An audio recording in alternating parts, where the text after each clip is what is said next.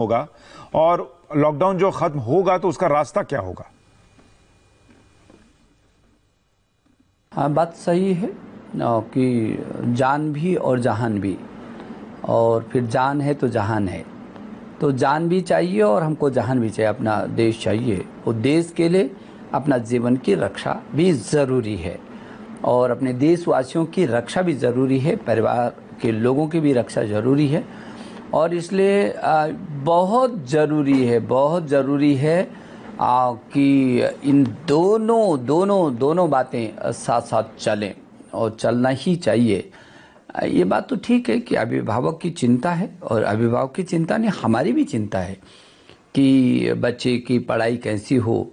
और इसलिए आपने देखा कि जहाँ हमारे प्रधानमंत्री जी के आह्वान पर पूरा देश एकजुट हुआ और सब लोगों ने एक एक विषय का, एक एक बिंदु का अक्षर से पालन करके और एकजुटता दिखाई।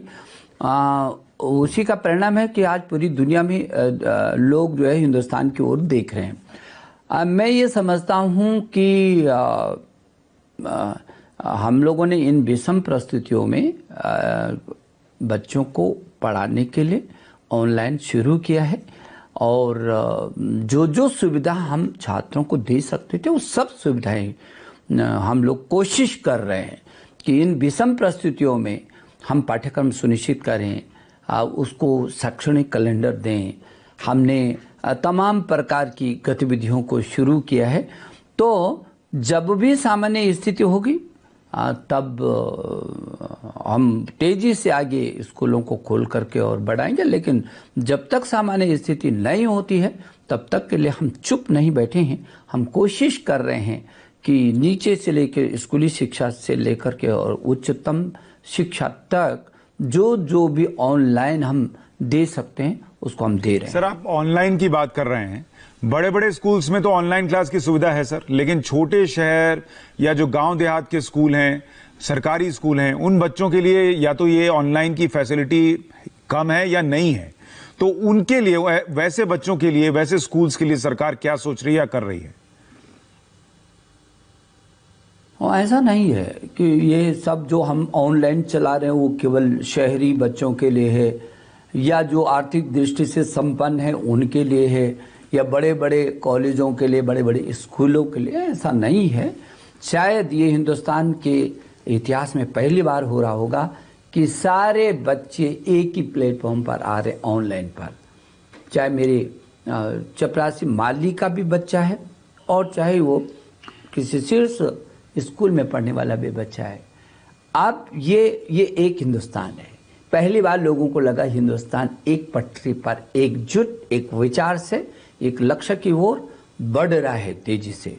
ये जो मौका है इस समय, ये अद्भुत मौका मिला है।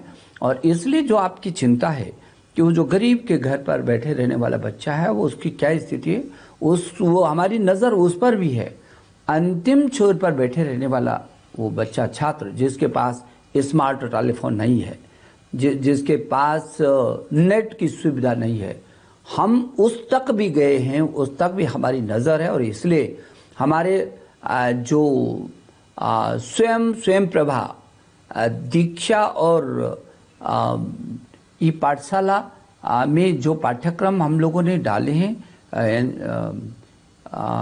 उनको तो हम कराए रहे हैं, लेकिन स्वयं प्रभा पर टीवी के माध्यम से, जिसके पास नेट नहीं वो टीवी के माध्यम से, दूरदर्शन के माध्यम से अपना सारा पाठ्यक्रम ले सकता है। 32 चैनल, हमारे 24 घंटा टीवी के चैनल चल रहे हैं। उन 32 टीवी चैनलों में हमने सुनिश्चित किया है कि किस चैनल पर किस समय और कब कौन सा पाठ्यक्रम वो बच्चा देखेगा, पढ़ेगा। और इसमें हम बहुत तेज़ी से काम करें। ये डीटीएच पर है, डिश टीवी पर है, एयरटेल पर है, जियो मोबाइल पर है, टाटा स्काई पर है। तो इन सभी पर उसको फ्री शिक्षा वहाँ पर उपलब्ध हम कराने की कोशिश कर रहे हैं और काफ़ी कुछ हम उस तक पहुँच गए हैं। चलिए, ठीक है। कोशिश है, यानी बच्चों तक पढ़ाई पहुंचे इसके लिए आप कोशिश कर रहे हैं और हर बच्चे तक पहुंचे ये भी आप प्रयास कर रहे हैं। आपने परीक्षाओं का भी ऐलान किया सर, परीक्षा की तारीख का ऐलान किया, 10वीं 12वीं ग्रेजुएशन या जो एंट्रेंस एग्जाम्स होंगी सर, उनकी पेपर्स की जांच कैसे होगी, एग्जाम कैसे होंगे, रिजल्ट कब तक आ पाएगा, पूरा रोड मैप क्या है सर? देखिए, हम लोगों ने जो परीक्षाओं की तिथि घोषित कर रहे हैं की हैं, क्योंकि बच्चे के मन में, अभिभावक के मन में बहुत सारी दुविधाएं थी। कहीं ऐसा ना हो कि अचानक कोई तिथि आ जाए और हम तैयार नहीं और कैसे करके होगा। सही बात। और तो अनिश्चितता की सी स्थिति अभिभावक और छात्रों के मन में थी। और हमने जब उनके प्रश्नों को सुना, उनकी समस्याओं को महसूस किया कि उनके मन में क्या चल रहा है, क्योंकि मैंने छात्रों के साथ भी लगातार संवाद किया है। करोड़ों छात्र मुझसे जुड़े।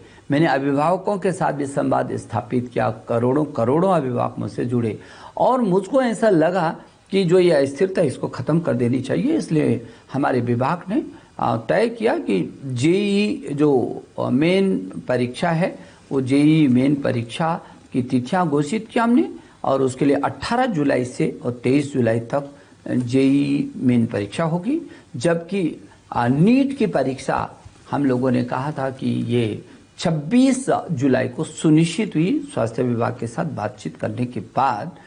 और फिर लोगों के मन में था कि जेईई एडवांस का भी साहब आप बता दीजिए, तो उसकी भी जो छात्र छात्राएं तैयारी करना चाहते हैं उनकी भी अनिश्चितता दूर हो गई। तो उसको भी हमने दूर किया और हमने 23 अगस्त को जेईई एडवांस की तिथि भी घोषित की।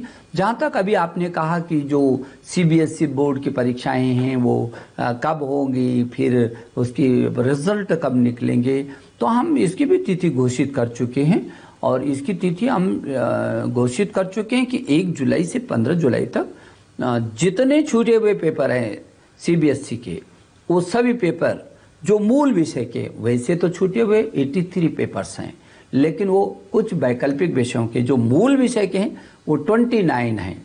वो 29 पेपर, जिसमें कुछ हाई स्कूल के हैं और इंटर के हैं, उन 29 विषयों के जो पेपर्स हैं वो 1 जुलाई से और 15 जुलाई के बीच उनको हमने करना सुनिश्चित किया है। और बहुत सारे मुझे लगता है हाई स्कूल की तो लगभग सभी प्रदेशों में हो गई थी परीक्षाएं, केवल दिल्ली, पूर्वी दिल्ली का रह गया था, तो वो भी उसी में समाहित है। मैं ये समझता हूँ कि ये 1 जुलाई से 15 जुलाई तक होने वाली जो परीक्षाएं हैं वो होंगी। इधर हमने जो आपके मन में शंका थी और सब लोगों की चिंता भी थी कि यदि जो परीक्षाएं हो गई हैं उनकी कॉपियों की जांच यदि समय से नहीं होगी तो फिर 2-3 महीने पीछे जा सकता है पूरा सत्र। तो उसके लिए मैंने कल भी गृह मंत्री जी अमित भाई का आभार प्रकट किया। गृह मंत्रालय ने हमको जो वो 1.5 करोड़ हमारी उससे भी अधिक जो कॉपियां हैं, उत्तर पुस्तिकाएं हैं, और वो हमने सीबीएसई के 3000 स्कूलों को मूल्यांकन केंद्र निश्चित किया था। उन 3000 मूल्यांकन केंद्रों से वो अध्यापक तक कैसे जा सकती हैं कॉपियां, ताकि उस समय पर जांच करके और फिर वापस आएं।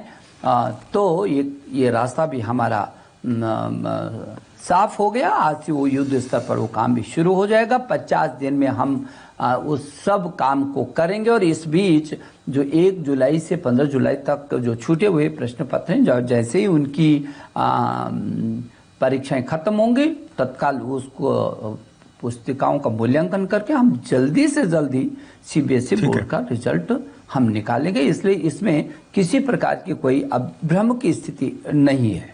सर, आपने एग्जाम्स की बात कर ली और पढ़ाई ऑनलाइन होगी इसकी बात कर ली, तो तैयारी भी ऑनलाइन पढ़ाई के जरिए ही होगी। लेकिन सर, स्टूडेंट्स को एक प्रॉब्लम आ रही है कि इससे पहले इतनी ऑनलाइन पढ़ाई उन्होंने कभी की नहीं और लॉकडाउन का असर है, तो उनको चिंता यह है कि ग्रेड्स पर असर ना पड़ जाए, आगे की तैयारी पर असर ना पड़ जाए, क्योंकि हर प्रॉब्लम का सोल्यूशन ऑनलाइन तो मिल नहीं रहा उनको। लाइब्रेरी, टीचर्स से डायरेक्ट सोल्यूशन पूछना, इसकी कमी महसूस कर रहे हैं वो। ऐसे में स्टूडेंट्स क्या करें? मैं समझता हूँ स्टूडेंट को ये समझना चाहिए और अभिभावक को भी कि पूरी दुनिया एक अजीबोगरीब संकट से गुजर रही है। जिंदगी की बचाने के लिए पूरी दुनिया में त्राही त्राही मची हुई है। यदि हमारे देश के यशस्वी प्रधानमंत्री नरेंद्र मोदी जी समय से पहले यदि इन सब की तैयारी नहीं किए होते तो आज हिंदुस्तान भी कैसी परिस्थिति में रहता, उसकी कल्पना करना भी रोंगटे खड़े कर देता है। और इसलिए मैं कहना चाहता हूँ अपने अभिभावकों से भी, अपने छात्रों से, कि जैसे कि अभी आपने भी कहा कि जान है तो जहान है, तो जिंदगी को बचाने की हमारी पहली ये समय इस संकट से उबरने का पहला मिशन है। और इसलिए इस सब के बावजूद भी हम ये वैकल्पिक को दे रहे हैं। हमने छात्र को खाली नहीं रहने दिया है और उस पर अभिभावकों से कहा उस पर दबाव भी न डालें, क्योंकि उस पर अनावश्यक बोझ नहीं पड़ना चाहिए, उसको मस्ती के साथ भी रहना चाहिए। लेकिन मैं छात्रों से कहना चाहता हूँ आप मस्ती के साथ रहिए, आपको सारा का सारा पाठ्यक्रम उपलब्ध कराया जा रहा है। जहाँ तक आपने कहा कि उसका क्या होगा, शोध का पुस्तकालय नहीं होगा, आपके पास पुस्तकालय है, आपके पास हमने जो राष्ट्रीय हमारा डिजिटल लाइब्रेरी है NDL, उसमें लगभग 5 करोड़, 5 लाख नहीं 5 करोड़ वस्तु सामग्री, आपके पाठ्य सामग्री और शोध सामग्री। ई सिंधु पर जाइए, ई गंगा पर जाइए, आपके पास क्या नहीं है, आप खूब शोध कर सकते हैं, अपने घर पर बैठ करके आप शोध कर सकते हैं। इसलिए यदि आपके मन में कुछ है तो मैं जानकारी देना चाहता हूं कि आप यदि शोध छात्र हैं, पढ़ना चाहते हैं, आपको लाइब्रेरी चाहिए तो जाइए ना, NDL पर जाइए, जाइए ना ई शोध सिंधु पर जाइए, जाइए ना ई गंगा पर जाइए। तमाम क्षेत्रों का हमारा शोध और अनुसंधान हो रहा है। स्ट्राइड के माध्यम से आप करें, स्पार्क के माध्यम से, आपको तो मालूम है कि स्पार्क में दुनिया के शीर्ष 127 विश्वविद्यालयों के साथ